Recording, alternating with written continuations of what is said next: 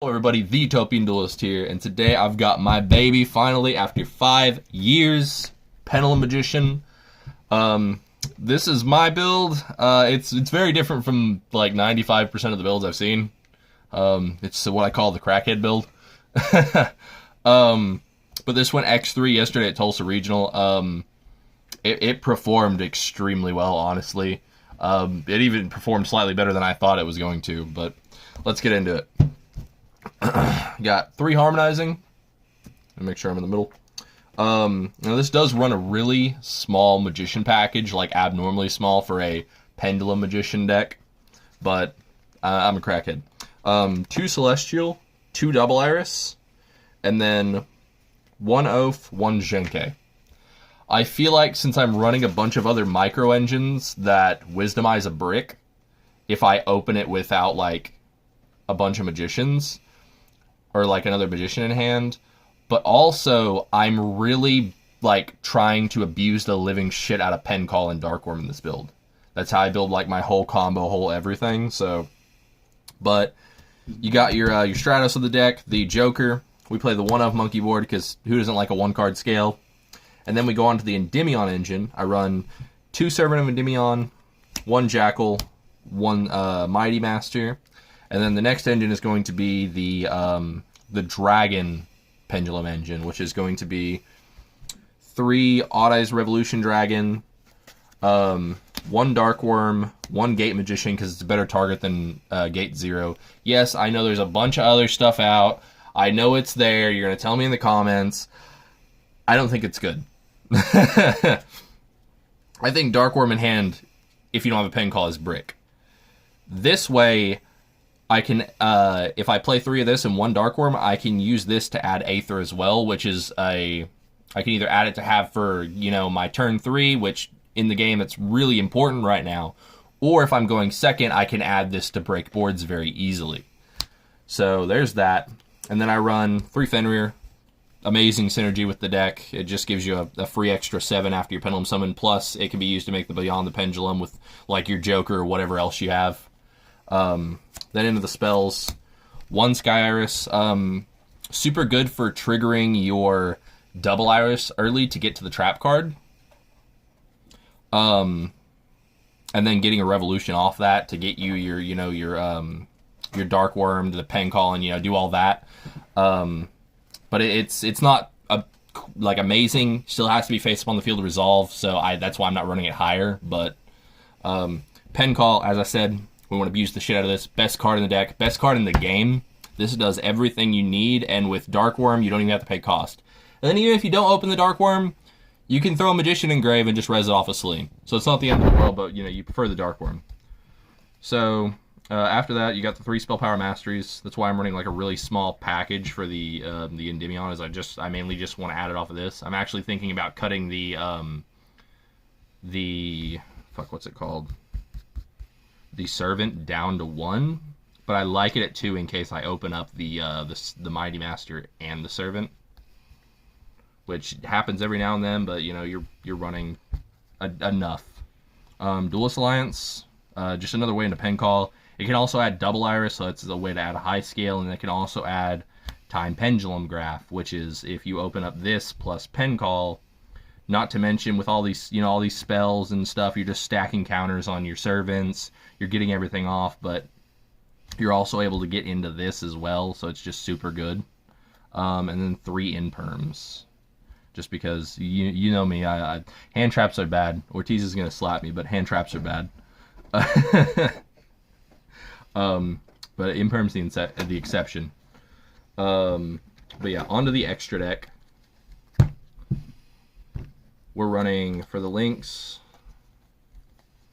we're running 1 Beyond the Pendulum, staple, 1 IP, because IPing into Underworld Goddess is retarded and shouldn't be in the game.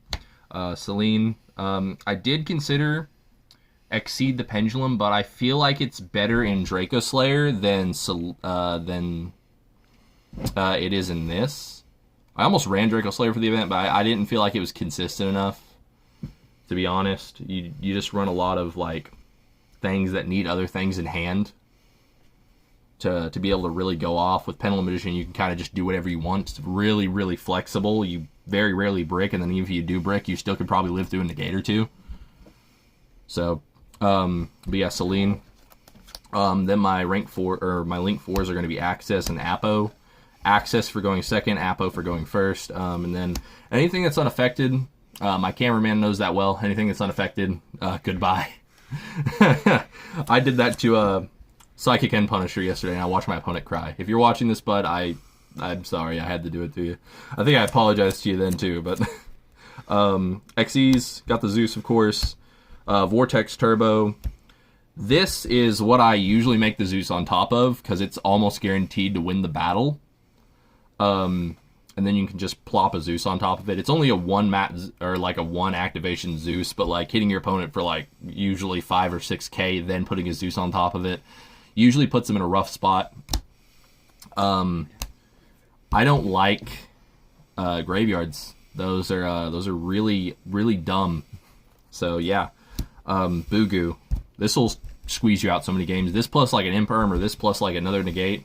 I was making like sometimes like if I opened bad or if I got negated through the floor, I'd make like an Apo plus the Bugu, and I'd just sit there and watch my opponent try to play around it, do nothing, pass, and I just like OTK him next turn.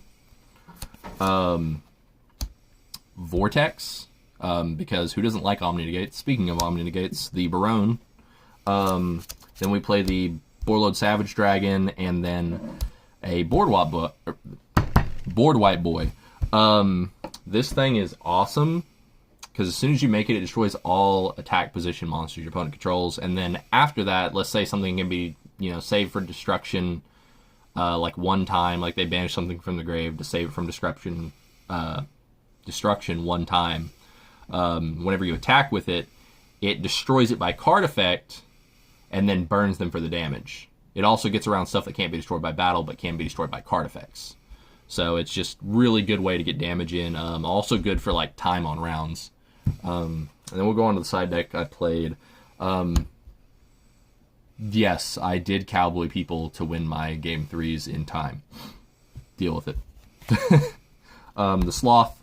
I set this up a lot. If I don't normal summon, if I'm going first and I don't think I'm going to normal summon to start my combo, I side this in.